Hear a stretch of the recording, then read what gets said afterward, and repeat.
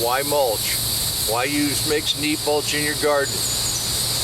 Because over the last week, we've had so much rain, the kind of rain that would make a beginning gardener quit and make an old-time tiller wince. So why mulch? This is why. Even in my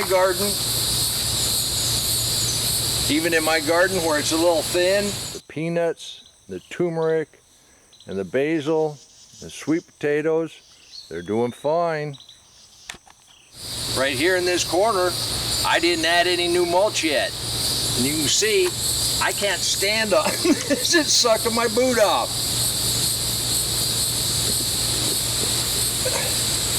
Oh my gosh. And that's why we mulch. Out of there. That's another reason why we use deep mix mulch. I thought I was going to lose my boot there for a second. And that's one of those reasons we don't really talk about a lot. Yes, it covers the surface and it retains moisture, and that life in the soil acts as a sponge by making structure. And by retaining that moisture, as soon as it actually gets hot, which it's gonna maintain that, and I won't have to water for quite a little while.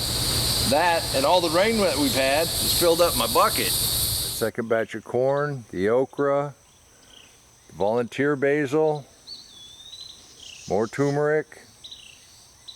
Sunchokes are loving it. And the blackberries are turning black. By doing just a little bit of that work over the winter and getting that deep mix mulch down over the entire garden, we've turned a week of what would turn a normal older gardener to tears or a young gardener to quit.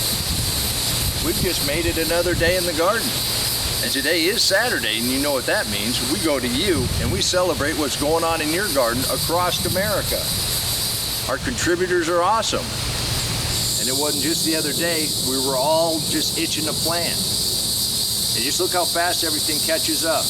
Orlando, Bruce, down in Orlando, Zone 9, he's been harvesting and harvesting and harvesting right along. But right behind them, we go to Zone 4, take a look at Tom's garden. Tom's got clusters of grapes on a trellis.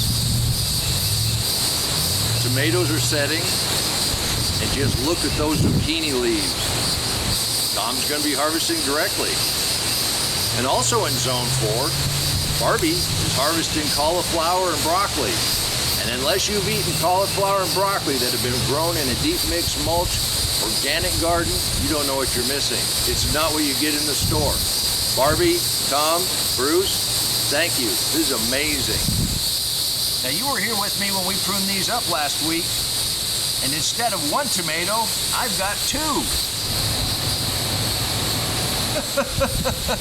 But what I really wanted to show you is how fast these grow. This is ready for 2 more wraps. And I forgot what I should never forget, and that's clippers, because we do have a sucker here, but it'll be okay tonight. I'll get that clipped out of here later. But all of these that we've trellised up, they're all ready to start winding. And every few days, come out and check your tomatoes, wind them, and they'll just keep trellising right on up. And they'll start really producing for you, especially as the temperature starts heating up. And they've got plenty of water. And as you can see, I'm not knee deep in mud over here.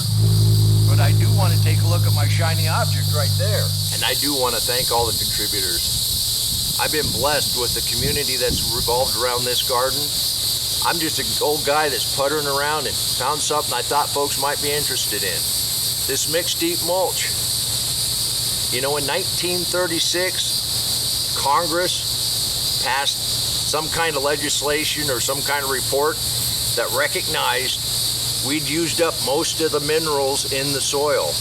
They recognized that plants do not make minerals. They take the minerals out of the soil. And we've been using NPK for 100 years.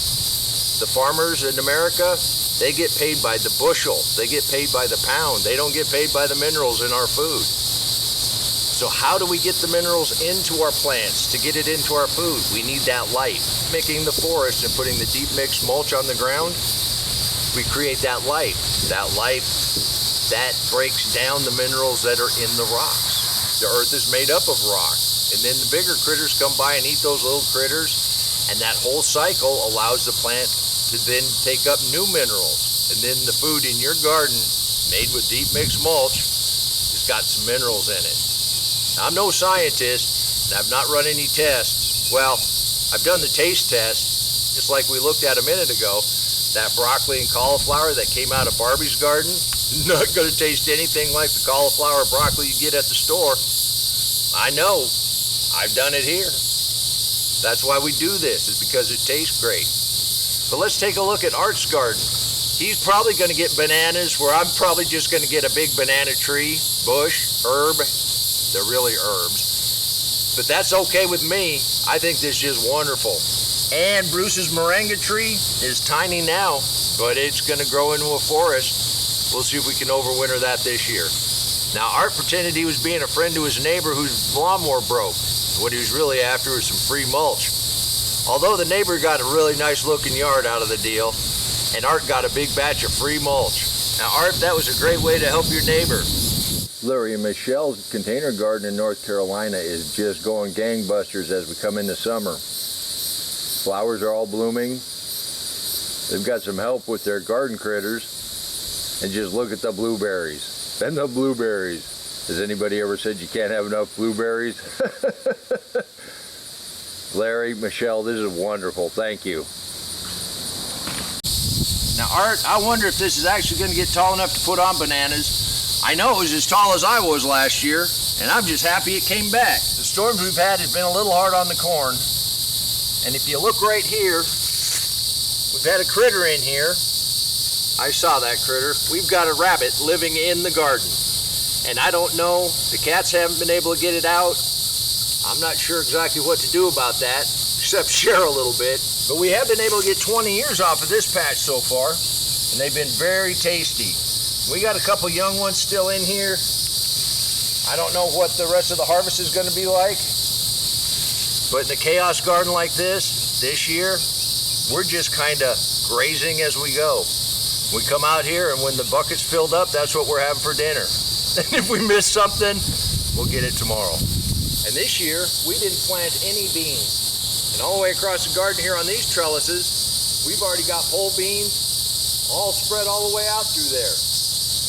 Somebody else's beans that are coming on, that's our good friend Walter. Let's go take a look at his garden. Walter's garden started off with the cold spring weather like the rest of Zone 7. But just look at his beans that started to take off. His cucumbers are really thriving. And those tomatoes, they've caught up really well. Walter's fixing to have a bumper harvest.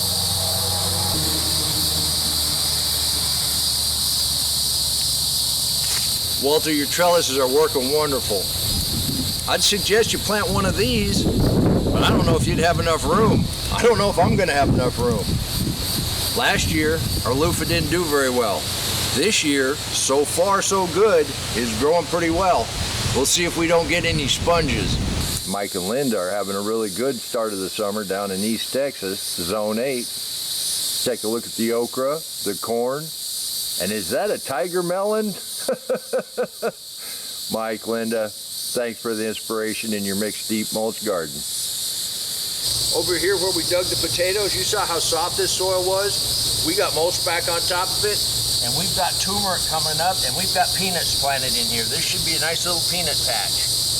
But you can see, I'm out here walking on it, and that's another reason we use deep mix mulch. Doesn't suck your boot off, provides the life in the soil that feeds your plants, and your plants feed you. You can do this too. And until next time, remember, take care of yourself, take care of your family, and God bless you.